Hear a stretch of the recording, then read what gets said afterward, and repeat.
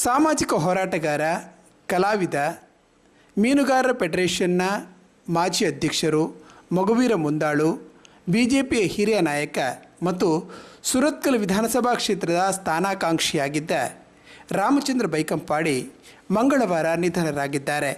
ಸೋಮವಾರ ತಡರಾತ್ರಿ ಅಸ್ವಸ್ಥರಾದವರು ಮಂಗಳವಾರ ಬೆಳಗಿನ ಜಾವ ದೇವರ ಪಾದ ಸೇರಿದ್ರು. ಈ ಹಿಂದೆ ಹೃದಯದ ಶಸ್ತ್ರಚಿಕಿತ್ಸೆಗೊಳಗಾಗಿದ್ದ ಸಂದರ್ಭ ಅಂದಿನ ಮುಖ್ಯಮಂತ್ರಿ ಯಡಿಯೂರಪ್ಪ ಅವರ ಕೃಪಾ ಕಟಾಕ್ಷದಿಂದ ಚಿಕಿತ್ಸೆ ಪಡೆದು ಗುಣಮುಖರಾಗಿದ್ದರು. ಮಾಜಿ ಮುಖ್ಯಮಂತ್ರಿ BS ಯಡಿಯೂರಪ್ಪ ಅವರ ಆಪ್ತರಲ್ಲಿ ಬೈಕಂಪಾಡಿ ಕೂಡ ಒಬ್ಬರಾಗಿದ್ದರು.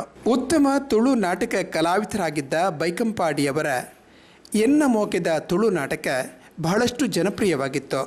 MRPL ಹೋರಾಟದಲ್ಲಿ ಸುಮಾರು 5 ವರ್ಷಗಳ ಕಾಲ ಅವಿರತ ಪ್ರಯತ್ನಿಸಿದ್ದ ಅವರು ನಿರ್ವಸಿತರಿಗೆ ಪರಿಹಾರ ದೊರಕಿಸುವಲ್ಲಿ ಪ್ರಮುಖ ಪಾತ್ರ ವಹಿಸಿದ್ದವರು.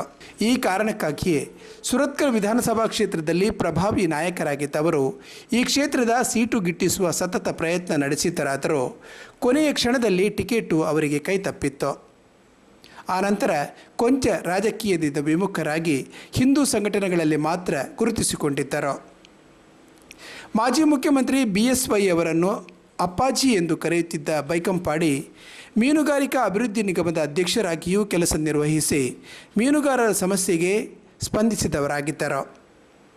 ರಾಮಚಂದ್ರ ಬೈಕಂಪಾಡಿಯವರ ಅಕಾಲಿಕ ನಿಧನಕ್ಕೆ ಪಕ್ಷ ಮುಖಂಡರು, ರಾಜಕೀಯ, ಧಾರ್ಮಿಕ, ಸಾಮಾಜಿಕ ನೇತಾರರು ಕಂಬನಿ ಮಿಡಿದಿದ್ದಾರೆ.